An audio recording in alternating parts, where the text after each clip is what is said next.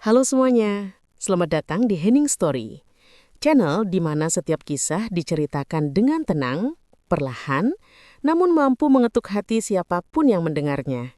Di sini kita belajar bahwa tidak semua luka harus disembunyikan dan tidak semua air mata harus ditahan sendirian. Kadang, justru dengan mendengar kisah orang lain, kita menemukan diri kita sendiri. Kalau kalian suka cerita-cerita sedih, kisah hidup, drama keluarga, dan perjalanan seseorang yang mencoba bertahan di tengah rasa sakit, jangan lupa untuk like, subscribe, dan aktifkan loncengnya.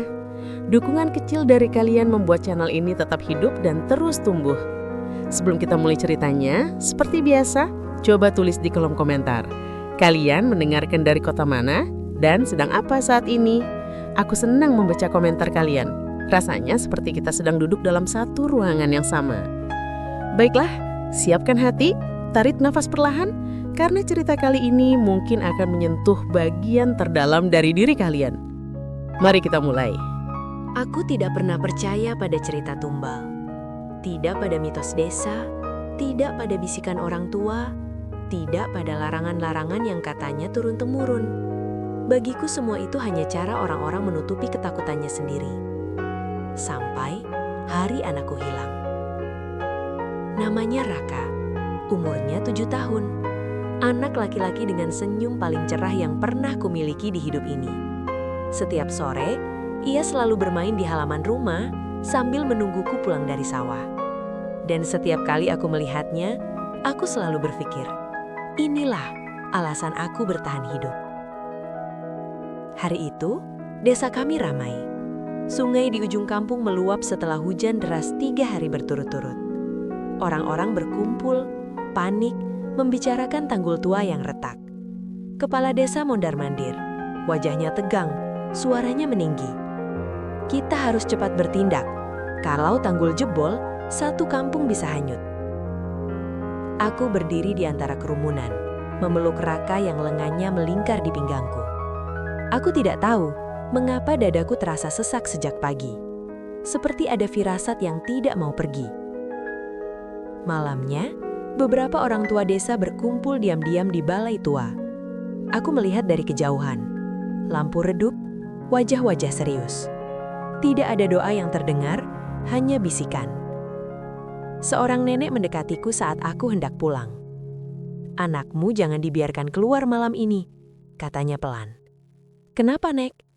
Dia menatapku lama. "Sungai minta bayaran." Aku tertawa gugup. Itu cuma cerita lama. Nenek itu menggeleng. Cerita lama, tapi korban selalu baru. Aku mengabaikannya. Aku menyesal seumur hidup. Malam itu hujan turun lagi. Lebat. Angin memukul dinding rumah. Aku tertidur karena kelelahan. Sementara Raka sudah terlelap di sampingku. Entah jam berapa aku terbangun. Sisi kasur kosong. "Raka," panggilku. Tidak ada jawaban. Aku menyalakan lampu. Selimut anakku terlipat rapi. Terlalu rapi untuk ukuran anak 7 tahun. Pintu belakang terbuka sedikit. Udara dingin menyusup masuk. Jantungku berdegup keras. Aku berlari keluar, menembus hujan sambil memanggil namanya berulang kali. "Raka, Nak, pulang!" Langkah kakiku terhenti di tepi sungai. Lampu-lampu obor sudah menyala. Warga berdiri berjejer. Sunyi. Terlalu sunyi untuk sebuah pencarian. Tidak ada yang berlari, tidak ada yang memanggil. Mereka hanya berdiri, menatap air sungai yang berwarna hitam pekat. "Di mana anakku?" teriakku histeris. Tak ada yang menjawab. Kepala desa akhirnya mendekat. Suaranya gemetar tapi dipaksakan tenang. "Kita sudah berusaha," katanya. "Berusaha apa?" "Menjaga desa." Kalimat itu terasa seperti pisau. Aku melihat sesuatu di tepi sungai. Sandal kecil berwarna biru. Sandal Raka. Aku jatuh berlutut. Air hujan bercampur air mata. Tubuhku gemetar. "Ini bohong," bisikku. "Ini pasti bohong." Nenek yang tadi sore menemuiku berdiri di belakangku. Sungai sudah tenang. katanya lirih. Tanggul tidak jebol. Aku menoleh, menatapnya dengan mata merah. Kembalikan anakku. Nenek itu menangis. Tidak ada yang bisa dikembalikan dari perjanjian. Saat itu, aku baru mengerti. Raka tidak terseret arus. Raka dipilih. Dipilih karena masih suci. Dipilih karena paling ringan. Dipilih karena aku terlalu bodoh untuk percaya. Dan sejak malam itu, desa kami selamat. Tanggul utuh, sawah tidak tenggelam. Tapi setiap kali hujan turun, aku mendengar suara kecil memanggilku dari sungai. Ibu, aku dingin. Setelah Raka hilang, desa kami berubah menjadi tempat yang asing. Bukan karena bangunan atau jalannya, semuanya masih sama. Tapi karena tatapan orang-orangnya. Mereka tidak lagi menatapku sebagai tetangga. Mereka menatapku sebagai pengingat dosa yang ingin mereka kubur hidup-hidup. Tidak ada pencarian resmi, tidak ada laporan, tidak ada doa bersama. Raka seolah tidak pernah ada. Pagi setelah hujan itu, kepala desa datang ke rumahku. Ia membawa beberapa orang dua kampung. Mereka duduk rapi di kursi bambu seperti sedang rapat biasa. Seolah anakku hanya topik musyawarah kecil. Kami ikut berduka, kata kepala desa datar. Aku tertawa kecil. Tertawa yang bahkan terdengar seperti jeritan. Berduka? Anak saya hilang, dan kalian duduk manis di sini. Seorang lelaki tua berdaham. Kalau kamu terus ribut, desa bisa kena bala lagi. Aku menatap mereka satu persatu. Kalian tahu sesuatu. Sunyi. Lalu nenek yang kemarin memperingatkanku berdiri. Tangannya gemetar, matanya merah. Desa ini berdiri di atas perjanjian lama, katanya lirih. Perjanjian apa? Perjanjian darah. Aku merasa mual. Nenek itu melanjutkan. Dulu sungai ini menelan puluhan orang. Setiap tahun banjir. Setiap tahun ada yang mati. Sampai akhirnya leluhur membuat kesepakatan. Kesepakatan dengan siapa? Dengan yang menjaga sungai. Aku tertawa getir. Makhluk apa lagi itu? Nenek itu tidak tertawa balik. Yang tidak butuh doa. Yang hanya mau satu hal. Aku sudah tahu jawabannya sebelum ia mengucapkannya. Tumbal anak. Kata itu seperti palu menghantam kepalaku. Setiap beberapa tahun, lanjut nenek itu. Kalau tanda-tandanya muncul, satu anak harus diberikan. Aku berdiri dengan tubuh gemetar. Dan kalian memilih anakku? Kepala desa menunduk. Raka paling dekat dengan sungai. Dan ibunya paling miskin, tambah seseorang tanpa sadar. Aku menampar lelaki itu sekeras-kerasnya. Kalian iblis! Kalian bunuh anakku! Tidak, kepala desa berdiri. Kami menyelamatkan ratusan nyawa. Aku tertawa histeris. Dengan mengorbankan satu nyawa kecil yang bahkan belum tahu dosa? Tidak ada yang menjawab. Aku diusir halus dari balai desa. Katanya aku sedang tidak stabil. Sejak hari itu, pintu-pintu mulai tertutup. Orang-orang tidak lagi menyapaku. Anak-anak dilarang bermain di dekat rumahku. Aku menjadi wabah. Malam hari adalah yang terburuk. Aku mendengar langkah kecil di halaman. Mendengar tawa Raka di antara suara air. Mendengar tangisnya memanggilku dari arah sungai. Ibu, aku takut. Aku menutup telinga, tapi suara itu tidak pernah benar-benar pergi. Suatu malam aku nekat ke sungai. Airnya tenang. Terlalu tenang. Seolah tidak pernah menelan apapun. Aku berlutut di tepiannya, berteriak sekuat tenaga. Kembalikan anakku, ambil aku saja. Air beriak pelan, Lalu suara itu muncul. Bukan suara Raka. Kau terlambat. Tubuhku membeku. Perjanjian telah dipenuhi. Dia kesakitan, tanyaku menangis. Sunyi. Lalu suara itu menjawab pelan. Dia memanggilmu sampai suaranya hilang. Aku jatuh ke tanah. Dunia seakan runtuh. Saat aku pulang, aku menemukan sesuatu di kamarku. Baju Raka. Basah, berlumpur terlipat rapi di kasurnya. Sejak malam itu, aku tahu. Raka tidak pergi sepenuhnya. Dan perjanjian itu belum selesai. Karena sesuatu yang mengambil anakku tidak pernah benar-benar kenyang. Sejak malam aku menemukan baju Raka di kasurnya, aku berhenti tidur seperti manusia normal. Mataku terpejam, tapi pikiranku terjaga. Setiap bunyi kecil terasa seperti panggilan. Setiap hembusan angin terdengar seperti langkah kaki mungil yang kukenal luar kepala. Aku mencoba pergi dari desa itu. Aku benar-benar mencoba. Pagi-pagi sekali aku mengemas pakaian seadanya. Aku tidak membawa apapun milik Raka, karena rasanya seperti mengkhianatinya jika aku meninggalkannya sendirian. Saat aku menyeret tas keluar rumah, beberapa tetangga memperhatikanku dari balik jendela. Tidak ada yang menghentikanku. Tidak ada yang bertanya kemana aku pergi. Seolah mereka lega. Aku melangkah cepat menuju jalan utama. Tapi baru beberapa meter, kepalaku terasa berdenyut hebat.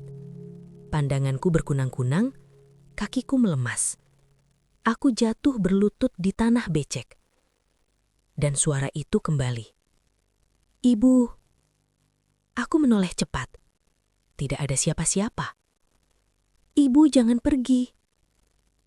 Aku menutup telinga, menjerit, memohon pada tubuhku sendiri untuk bangkit. Tapi kakiku tidak mau bergerak. Seperti ada sesuatu yang menahannya. Bukan secara fisik, tapi sesuatu yang lebih dalam. Sesuatu yang tidak terlihat. Aku akhirnya kembali ke rumah. Sejak hari itu, suara Raka tidak lagi datang hanya malam hari. Ia muncul saat aku mencuci baju, saat aku memasak nasi, bahkan saat aku mencoba berdoa. Ibu, aku lapar. Ibu, airnya dingin. Ibu, kenapa ibu diam saja? Aku berbicara sendiri seperti orang gila, menjawab pertanyaan-pertanyaan yang tidak didengar siapapun selain aku. Aku di sini, Nak. Ibu nggak pergi. Ibu maafin kamu. Aku bahkan tidak tahu apa yang kumaafkan. Suatu sore, nenek itu yang tahu tentang perjanjian datang ke rumahku lagi. Kali ini wajahnya lebih pucat, lebih takut. Kamu dengar dia kan? Tanyanya tanpa basa-basi. Aku menatapnya tajam. Kalian bilang perjanjian sudah selesai. Nenek itu menggeleng. Perjanjian lama tidak pernah selesai, hanya ditunda. Dadaku berdebar. Maksudmu? Anak-anak yang diambil tidak pergi. Mereka tinggal, menunggu. Menunggu apa? Nenek itu menelan ludah. Menunggu pengganti. Aku berdiri sempoyongan. Tidak, tidak mungkin. Tumbal pertama menenangkan sungai, lanjutnya. Tapi roh penjaga selalu meminta lebih. Kalau dibiarkan, dia akan mengambil sendiri. Lebih banyak, lebih kejam. Aku teringat suara-suara itu. Tangisan, panggilan. Kamu dengar Raka karena ikatan darahmu masih kuat, kata nenek itu. Dan selama kamu mendengarnya, itu artinya dia belum dilepas. Apa yang harus kulakukan? Suaraku nyaris tidak terdengar. Nenek itu memejamkan mata. Ada satu cara. Aku menatapnya penuh harap dan takut. Kamu harus menyelesaikan perjanjian lama. Bukankah sudah? Belum. Yang diserahkan hanya tubuh. Aku merasa mual. Lalu, apa lagi? Yang paling berharga dari seorang ibu, katanya lirih. Kesediaannya. Aku terdiam. Malam bulan mati, kamu harus datang ke sungai, sendiri, dan memanggilnya bukan sebagai anak, tapi sebagai tumbal. Air mataku mengalir deras. Itu kejam. Nenek itu menatapku dengan mata yang sudah terlalu banyak melihat kematian. Tidak ada perjanjian yang manusiawi. Malam itu, aku duduk di lantai rumah memeluk baju Raka. Suara itu semakin dekat, lebih jelas. Tidak lagi seperti kenangan, tapi seperti kehadiran. Ibu, aku capek. Ibu, aku mau tidur. Aku menggigil. Aku sadar satu hal. Jika aku tidak melakukan apa-apa, sesuatu akan datang. Dan kali ini, mungkin bukan hanya satu anak. Aku menatap ke arah sungai dari jendela. Airnya berkilau hitam di bawah bulan yang tertutup awan. Sebentar lagi, Nak, bisikku sambil menangis. Ibu akan datang. Dan untuk pertama kalinya sejak Raka hilang, suara itu berhenti. Malam bulan mati akhirnya datang. Langit gelap tanpa satupun cahaya. Tidak ada bintang, tidak ada bulan. Desa terasa seperti ditelan lubang hitam. Sunyi, dingin, dan menekan. Aku tidak memberitahu siapapun. Tidak pada kepala desa, tidak pada para tetua, tidak juga pada nenek itu. Mereka sudah mengambil terlalu banyak dariku. Malam ini, aku berjalan sendiri. Aku mengenakan kebaya lama, pakaian yang dulu kupakai saat Raka lahir. Entah kenapa, rasanya tepat. Seolah lingkaran hidupku memang harus ditutup dengan kain yang sama. Aku melangkah menuju sungai. Tanah basah, udara lembab. Setiap langkah terasa berat, bukan karena kakiku lelah, tapi karena hatiku menolak menerima apa yang akan kulakukan. Di tepi sungai, air mengalir pelan, tenang, terlalu tenang, seolah menunggu. Aku berlutut. Tanganku gemetar saat menyentuh permukaan air yang dingin menusuk. Napasku terengah-engah, jantungku berdetak di telingaku sendiri. Raka, panggilku lirih. Air beriak kecil. Ibu datang, bisikku. Ibu janji. Udara berubah, lebih dingin, lebih berat. Seperti ada sesuatu yang berdiri tepat di belakangku, meski aku tidak berani menoleh. Ibu, suara itu muncul dari mana-mana, dari air, dari angin, dari dadaku sendiri. Aku menutup mata, air mata jatuh. Maafin ibu, kataku terisak. Ibu gagal jagain kamu. Tanganku meraih bungkusan kecil yang kubawa. Di dalamnya ada rambut Raka, potongan kecil yang kusimpan sejak ia bayi. Ada kuku kecilnya, ada darahku sendiri, hasil dari melukai telapak tanganku sebelum berangkat. Kata nenek itu, kesediaan harus nyata. Aku membuka bungkusan itu dan menjatuhkannya ke sungai. Aku serahkan. Suaraku pecah. Bukan sebagai anakku, tapi sebagai tumbal. Air sungai mendidih pelan. Bukan panas, tapi bergolak. Angin menderu. Pohon-pohon berderak seperti tulang tua. Lalu aku melihatnya. Di permukaan air, bayangan Raka muncul. Wajahnya pucat, matanya kosong, bibirnya biru. Tapi itu tetap anakku, anak yang kulahirkan. Ibu, katanya lirih, aku capek. Aku menjerit, tubuhku ingin maju, memeluknya, menariknya keluar. Tapi kakiku terkunci, seperti ada akar yang menahanku di tanah. Tidurlah, Nak, bisikku sambil menangis. Ibu di sini. Bayangan itu tersenyum kecil, senyum yang menghancurkan jiwaku. Kalau ibu mau aku tidur, ibu harus ikut. Air di sekitarnya beriak lebih kuat. Aku mengerti, perjanjian belum lengkap. Bukan hanya anak yang diminta, tapi ibu yang rela melepaskan. Apapun, kataku lirih. Asal jangan ambil anak lain. Sunyi. Lalu suara itu, bukan Raka, muncul dari kedalaman. Kesediaanmu diterima. Air sungai naik menyentuh lututku. Dingin, tapi tidak menyakitkan. Justru menenangkan. Seperti pelukan yang salah tapi terasa akrab. "Ibu," suara Raka terdengar lebih jauh. "Aku nggak dingin lagi." Air mata terakhirku jatuh. "Tidur yang nyenyak, Nak." Aku melangkah maju satu langkah. Dan pada detik itu sebuah tangan kecil menyentuh pipiku. Hangat, nyata. "Terima kasih, Bu." Air sungai tiba-tiba surut. Angin berhenti. Bayangan itu menghilang. Aku terjatuh ke tanah, terengah-engah. Tubuhku bergemetar hebat. Semua kembali normal. Pagi harinya, desa aman. Sungai jinak. Tidak ada banjir, tidak ada korban. Dan aku masih hidup. Tapi sejak malam itu aku tahu, aku telah menyerahkan sesuatu yang tidak akan pernah kembali. Karena setiap malam saat aku memejamkan mata, aku tidak lagi mendengar Raka memanggil. Yang tersisa hanyalah sunyi. Dan sunyi itu lebih kejam dari jeritan manapun. Desa memang selamat. Sungai kembali jinak. Airnya bening seperti tak pernah menelan apapun. Orang-orang tersenyum lagi. Anak-anak berlarian di tepiannya tanpa rasa takut. Tapi aku tidak pernah benar-benar kembali. Sejak malam bulan mati itu, aku bangun setiap pagi dengan tubuh utuh, nafas normal, dan denyut jantung yang stabil. Namun ada bagian dari diriku yang tertinggal di dasar sungai, bersama sesuatu yang tidak bisa kusebut lagi sebagai anakku. Aku mencoba hidup seperti biasa, menyapu halaman, memasak nasi, menjemur pakaian. Tetangga menyapaku dengan wajah lega. Beberapa bahkan berani berkata, "Syukurlah, semua sudah selesai." Aku hanya mengangguk. Mereka tidak tahu harga yang dibayar bukanlah sekali lunas. Malam hari adalah yang terburuk. Aku tidak lagi mendengar suara Raka memanggil. Tidak ada tangisan, tidak ada bisikan. Tapi justru itulah yang menyiksaku.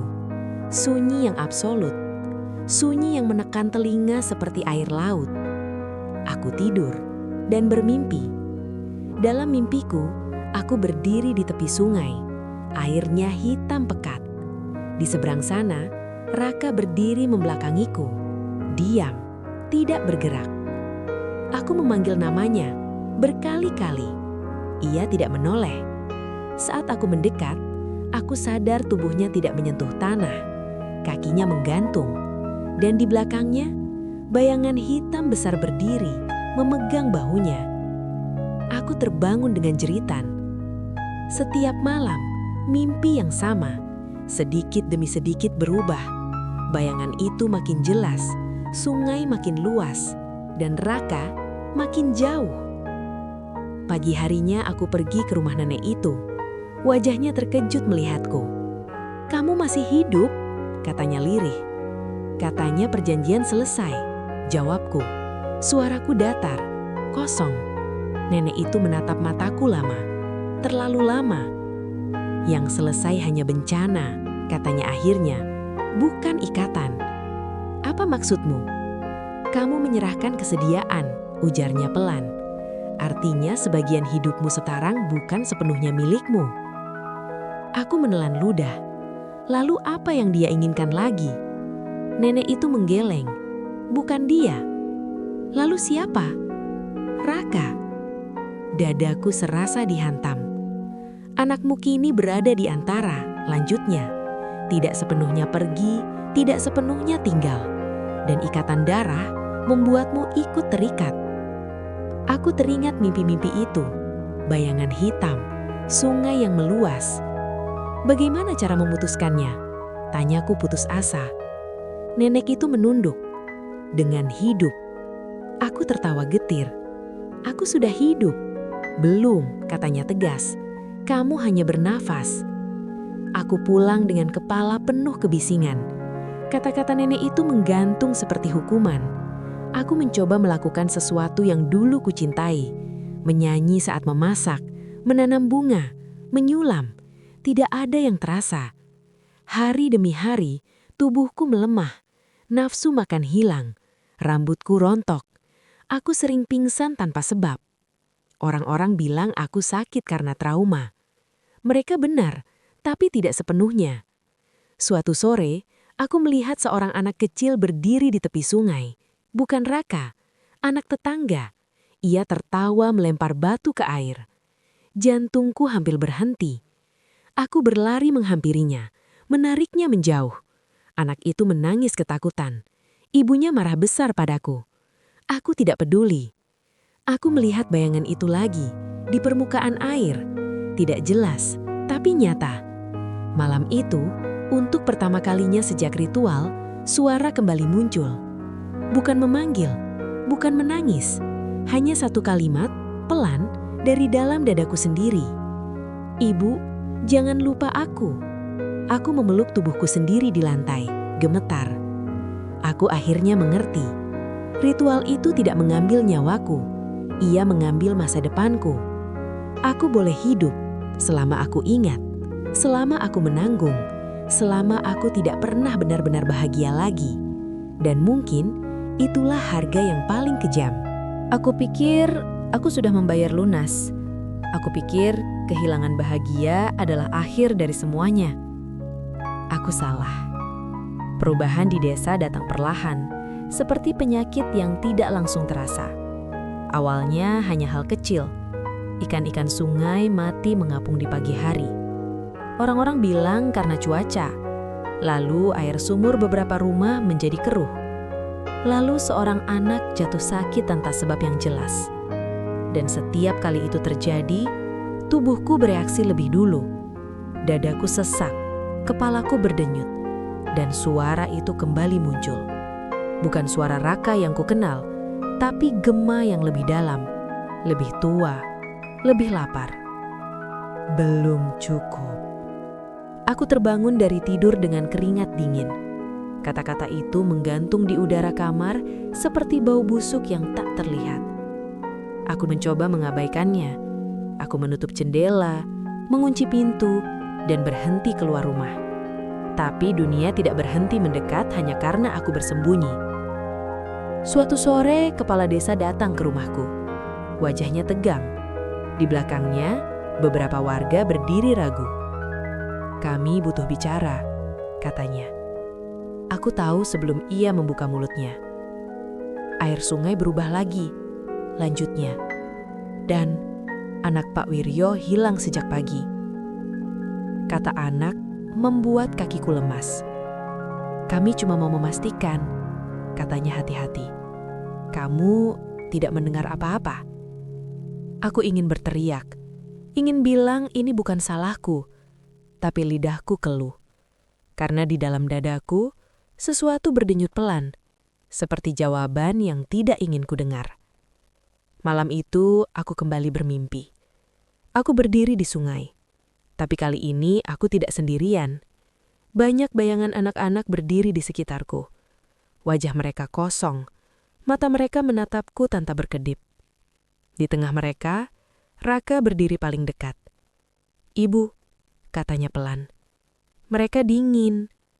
Aku berlutut, memeluk udara. Aku sudah menyerahkan segalanya. Raka menatapku dengan wajah yang bukan lagi wajah anak kecil. "Yang ibu serahkan hanya aku." Aku terbangun sambil menangis. Pagi harinya, aku menemui nenek itu lagi. Kali ini aku tidak menunggu dipanggil. "Mereka datang lagi," kataku tanpa basa-basi. Nenek itu mengangguk pelan, tidak terkejut. "Roh penjaga sungai tidak pernah puas dengan satu jiwa," katanya. Ia hanya diam, menunggu pintu dibuka. Aku sudah membukanya. Suaraku bergetar. "Iya, dan sekarang ia tahu, kamu bisa dipanggil." Aku memejamkan mata. Apa yang dia mau? Nenek itu menatapku dengan iba. "Penjaga tidak lagi meminta pada desa, ia meminta pada kamu." Aku menatapnya tajam. "Maksudmu?" "Kamu yang memilih," katanya pelan. "Bukan lagi kami."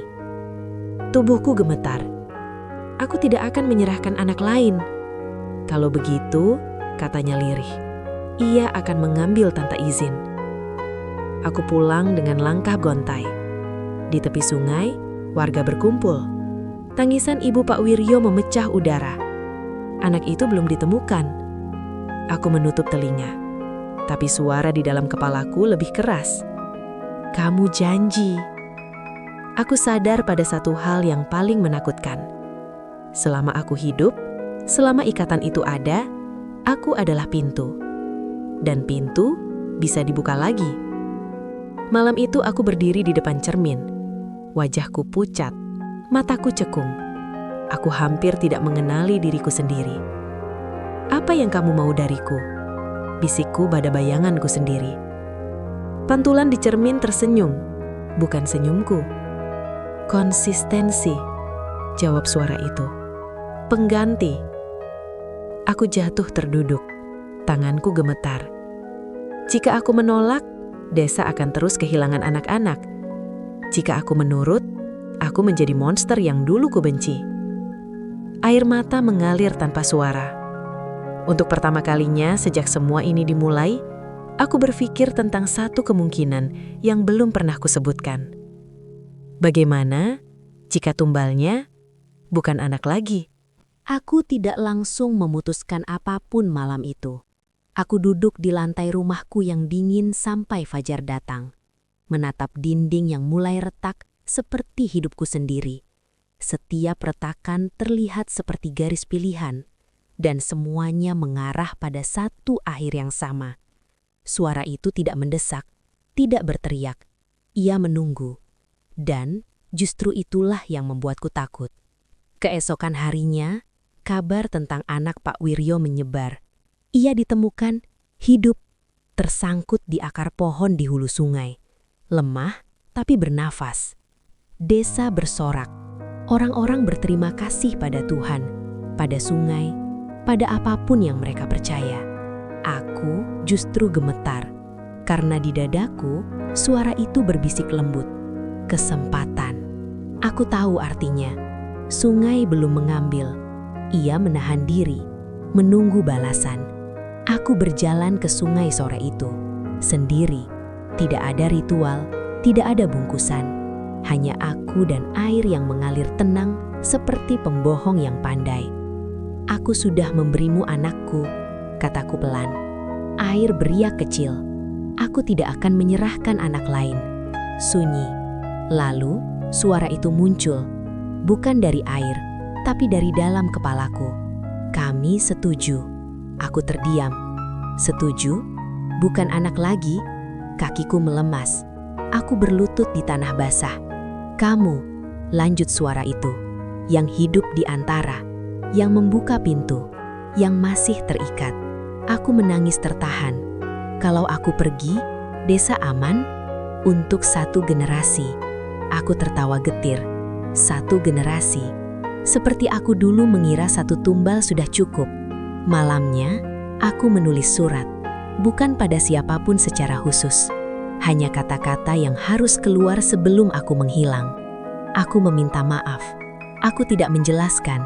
Aku tahu penjelasan tidak akan menyelamatkanku. Saat bulan mulai turun, bukan bulan mati, tapi bulan redup, aku kembali ke sungai. Kali ini, airnya terasa hangat, seperti menunggu. Ibu, suara Raka muncul lagi.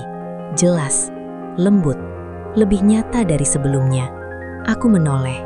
Ia berdiri di tepi sungai, seperti dulu sebelum semua ini hancur. Wajahnya bersih, tidak pucat, tidak kosong. Kamu nggak dingin? Tanyaku sambil terisak. Ia menggeleng. Aku capek, Ibu. Aku mengangguk. Ibu juga. Kami berdiri berhadapan. Tidak ada bayangan hitam, tidak ada angin, tidak ada teror. Hanya kesedihan yang tenang dan keputusan yang matang. Kalau Ibu ikut, yang lain aman? Tanyaku. Raka menatapku lama. Matanya penuh sesuatu yang tidak seharusnya dimiliki anak kecil. Pengertian. Ibu yang jaga pintunya, katanya. Kalau Ibu tutup, mereka nggak bisa masuk lagi. Air mata mengalir deras. Aku memeluknya. Untuk pertama kalinya sejak malam itu, pelukannya terasa utuh, hangat, nyata. Aku nggak akan ninggalin kamu sendirian lagi, bisikku. Ia tersenyum kecil. Aku nunggu. Aku melangkah ke sungai. Airnya setinggi mata Aki, lalu lutut, lalu pinggang. Tidak ada rasa takut, hanya rasa lelah yang akhirnya menemukan tempat untuk beristirahat. "Terima kasih," bisik suara itu. Bukan Raka. Saat air menyentuh dadaku, aku menghela nafas panjang. "Aku tidak berterima kasih padamu," jawabku pelan. "Aku hanya menyelesaikan yang seharusnya." Air naik menutup bahuku. Di detik terakhir sebelum kepalaku tenggelam, aku melihat desa di kejauhan. Lampu-lampu rumah menyala, anak-anak tertawa, sungai mengalir tenang. Aku tersenyum kecil, bukan karena bahagia, tapi karena akhirnya aku memilih. Aku tidak tahu berapa lama aku berada di dalam air. Waktu tidak berjalan seperti biasa di tempat itu. Tidak ada dingin, tidak ada panas. Hanya arus pelan yang membawaku. Bukan ke dasar, tapi ke dalam.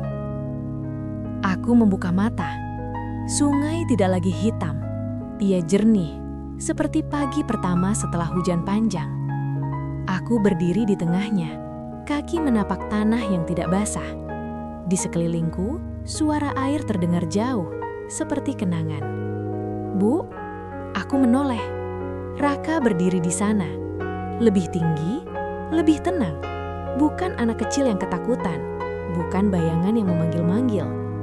Ia tersenyum, dan untuk pertama kalinya, senyum itu tidak melukai.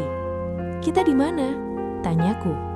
"Di batas," jawabnya sederhana. "Ibu nutup pintunya." Aku mengangguk pelan. Dadaku terasa ringan. Bukan bahagia, tapi selesai.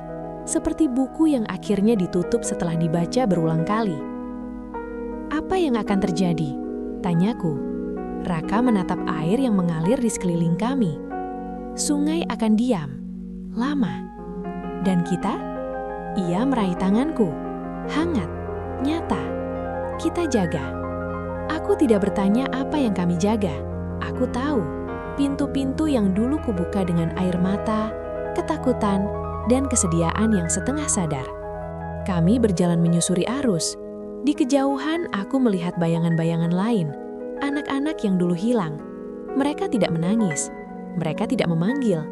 Mereka hanya menoleh sesekali, lalu menghilang satu persatu, seperti asap yang akhirnya dilepas angin. "Terima kasih," bisik seorang suara kecil yang lewat di sampingku. Aku menunduk. "Maaf." Raka menggenggam tanganku lebih erat. "Ibu sudah cukup." Aku tersenyum. Untuk pertama kalinya tanpa rasa bersalah. Pagi datang di desa. Mereka menemukanku di tepi sungai. Tubuhku terbaring tenang. Wajahku tidak menegang. Tidak ada luka. Tidak ada tanda perlawanan. Hanya tangan yang terlipat di dada, seperti orang yang akhirnya tertidur setelah kelelahan panjang. Tidak ada banjir. Tidak ada air keruh. Sungai mengalir pelan, jinak. Hari-hari berlalu tanpa kejadian aneh. Anak-anak kembali bermain. Ibu-ibu menjemur pakaian di tepi air tanpa rasa takut. Desa menyebutnya keajaiban. Mereka tidak menyebut namaku. Dan itu tidak apa-apa. Waktu berjalan. Generasi berganti. Nenek itu meninggal. Kepala desa berganti. Cerita-cerita lama menjadi bisikan. Lalu menjadi dongeng. Lalu menghilang. Hanya satu hal yang tetap. Jika malam sangat sunyi, sunyi yang terlalu rapi, orang-orang berkata sungai terdengar seperti bernafas, pelan, teratur, seperti dijaga. Kadang ada yang bermimpi melihat seorang perempuan duduk di batu sungai, memandang air dengan mata lelah tapi damai. Di sampingnya, seorang anak berdiri, memegang tangannya. Mereka tidak berbicara, tidak menoleh, hanya menjaga. Aku tidak lagi menghitung hari, tidak lagi menunggu. Aku ada, dan itu cukup. Raka tumbuh, bukan sebagai anak yang terjebak, tapi sebagai penjaga yang lembut. Ia sering bertanya tentang dunia atas. Aku menceritakan hal-hal kecil, bau nasi hangat, suara hujan di atap seng, tawa yang datang tiba-tiba. "Apakah ibu rindu?" tanyanya suatu kali. Aku berpikir lama. Rindu itu masih ada, jawabku jujur, tapi tidak sakit. Ia mengangguk, mengerti. Aku memandang sungai yang diam. Aku tahu suatu hari, mungkin lama setelah namaku dilupakan sepenuhnya, air akan kembali gelisah. Pintu selalu punya cara untuk lupa. Tapi untuk sekarang dan untuk satu generasi, ia tertutup. Aku berdiri, menepuk debu yang tidak ada di bajuku. "Yuk," kataku pada Raka, "kita lanjut jaga." Ia tersenyum. Dan sungai tetap diam. Bukan karena tidak lapar, bukan karena jinak, tapi karena ada yang memilih tinggal agar yang lain bisa pulang.